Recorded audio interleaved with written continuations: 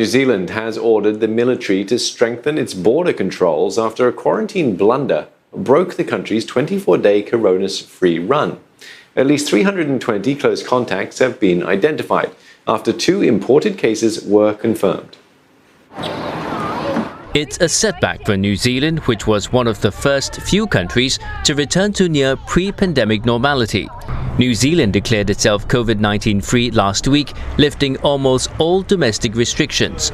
But one bungle was enough to undo everything.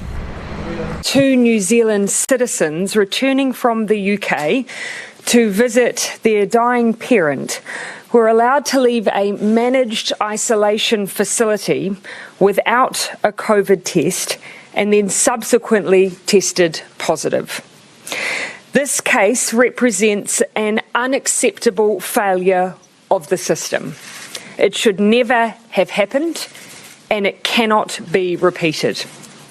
The 2 returning citizens arrived in New Zealand on June 7th, but left their 2-week mandatory isolation hotel after just 6 days on compassionate grounds.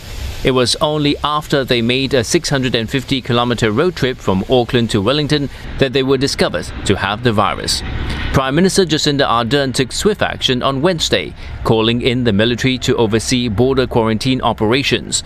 She also suspended all compassionate exemptions from mandatory quarantine for travellers. I know this will be upsetting to some New Zealanders seeking to return home to visit dying relatives and loved ones. However, the risks to our collective efforts to eliminate COVID are simply too great. New Zealand drew international praise for a swift and stringent lockdown that appeared to have quashed the virus. The country's borders are open only to returning Kiwis and their families and for certain essential workers.